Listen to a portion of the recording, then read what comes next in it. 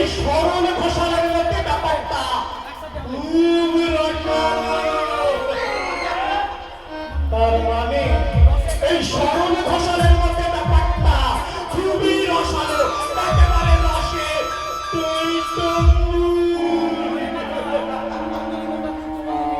মানে কথা ওই অঞ্জলি বৌমার রূপ যৌবন দেখে ওই অনুপমটা পাগল একেবারে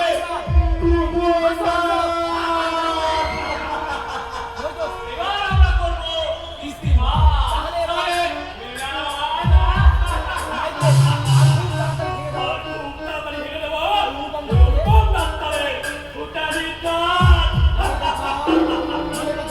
মানে কথা বরাত হে বরাত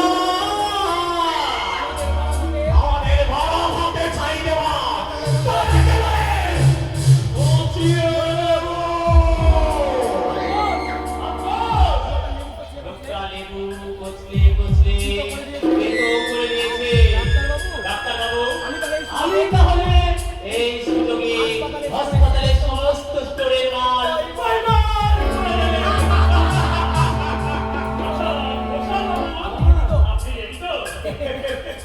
কি যে বাবুরা মানে কথা ওই মুড়ির মাথায় অত বড় ওষুধের দোকান পাঠিয়ে আমি এমনি এমনি দিয়েছি মানে কথা আমিও রেডি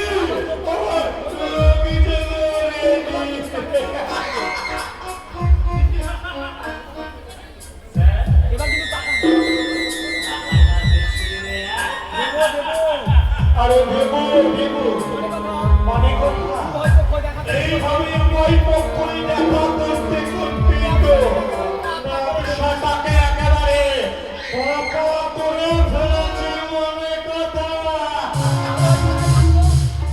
মানে কথা ওই কথাই রইল আমি তাহলে এখন আসি। আমি তো অন্য কথা চিন্তা করছিলাম রে বাবু। কি চিন্তা করছিলেন মজুর বাবু? ওই রূপম ডাক্তারকে জানিয়ে দিয়েছে আমার বোন দুর্গা। দুর্গার সঙ্গে আপনি কেমন মেলামেশা করছেন?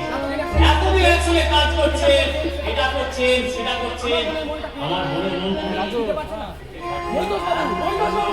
আরে মশাই, লজ্জা মান ভয় প্রেম থাকতে না, যেমন করে হোক দুর্গার মনটাকে জয় করে ফেলুন। সময় এবং সুযোগ পেলে তাকে ভালোবাসার কষ্ট করুন। কিন্তু দুর্গা যে আমার সাথে কথা বলতেই চাই না, তাকে কথা বলতে চাই সেই ব্যবস্থাই করুন। মাঝে মাঝে শাড়িটা গয়নাটা ঠিক আছে, আজ থেকে আমি অন্য পথে চলবো। আর সময় ও সুযোগ পেলে আমি আজই তার সঙ্গে কথা বলবো।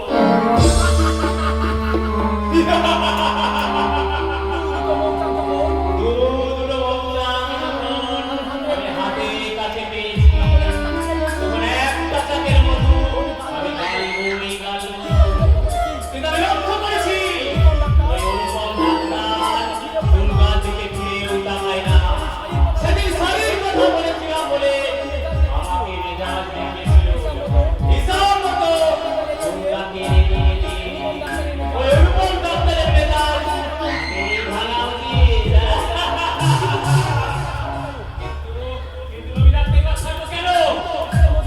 দুটো মমচাকের মধু দু হাতে গানলে আমার স্বাস্থ্যের মাটি তাড়াতাড়ি মধুতে ভরে যাবে।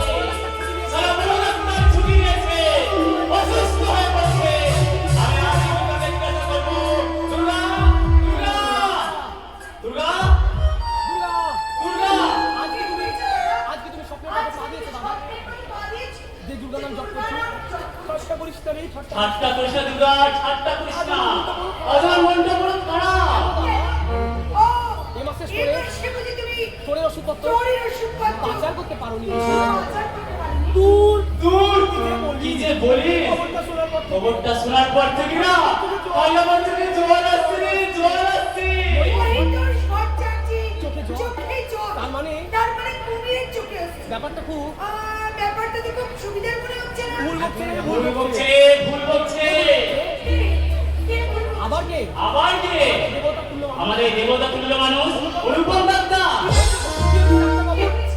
কি হয়েছে ডাক্তারবাবু? জেনে আয় না। জানা? জেনে আয় না? তুই তো না। তুই তো না। নার্সিং করা ছল নার্সিং করে। করা ছল করে তার মনের তার খবরটা। মনের খবরটা শুনে আয় না। একটু শুনে আয় না। দাদা, ছি, ছি, ছি। ছি, ছি, নোংরা মন ছি। আমার দাদার।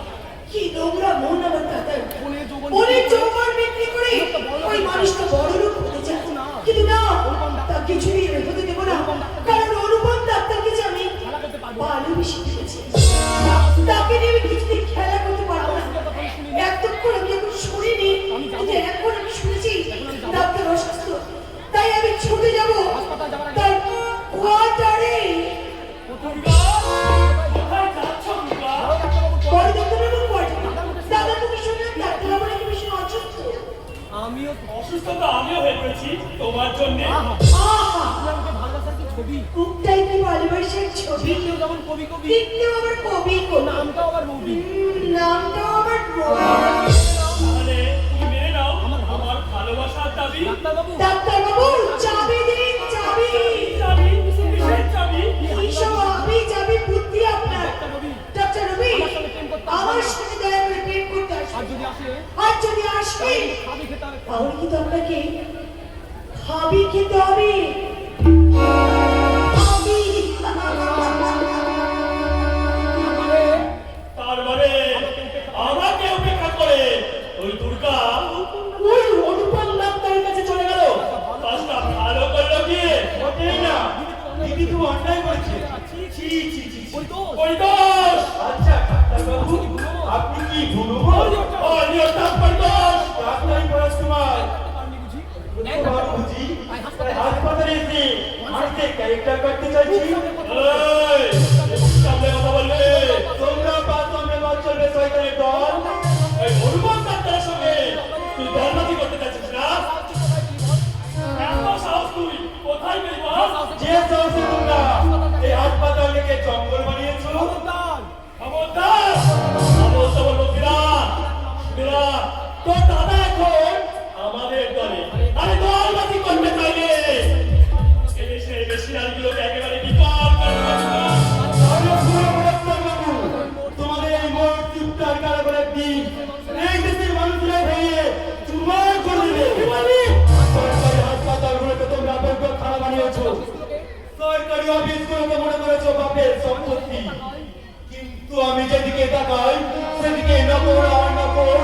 কিন্তু তোমাদের আসল মালিক এই দুটি জনগণ, যারা আশপাশের মূর্তির মতো বড় হয়ে বসে আছি, তাদের ঘুম আমি ভাবো, আমি চিৎকার করে বলবো, কবি নজরুল, তুমি কি আরেকবার লিখতে পারো না? চললে চললে চল, ঊর্ধ্ব গগনে বাজা বাদল, নিম্নে তলা ভণ্ডল, অরুণ